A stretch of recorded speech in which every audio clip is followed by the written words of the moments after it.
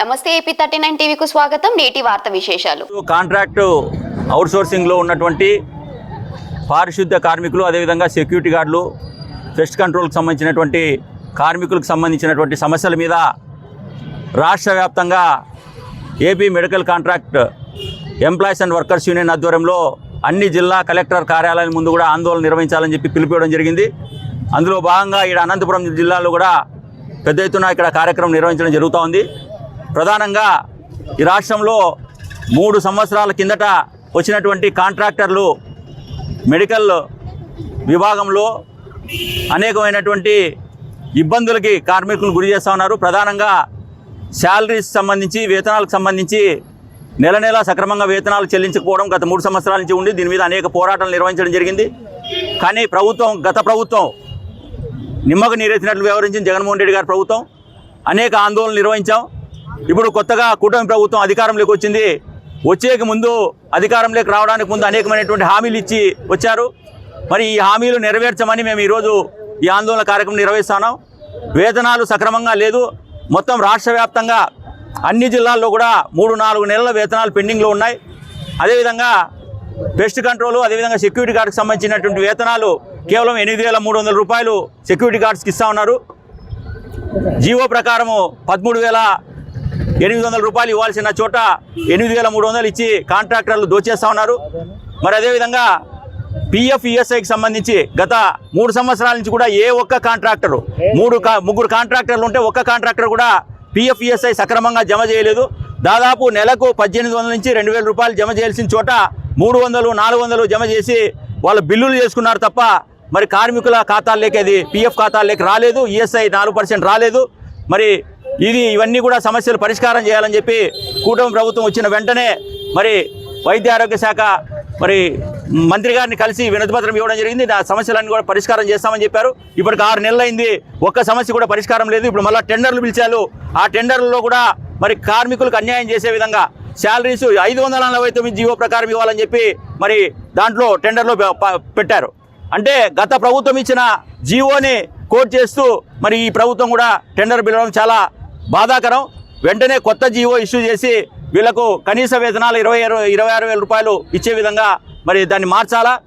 అదేవిధంగా PF ESIలో మోసం చేసి మరి కార్మికుల్ని దోచేసినటువంటి కాంట్రాక్టుల్ని బ్లాక్ లిస్ట్లో పెట్టి వాళ్ళు పెట్టినటువంటి డిపాజిట్లని నిలుపుదల చేయాలా, వాళ్ళకి రిలీజ్ చేయకూడదని చెప్పి డిమాండ్ చేస్తూ ఈరోజు పెద్ద ఎత్తున ఆందోళన నిర్వహించడం జరుగుతుంది.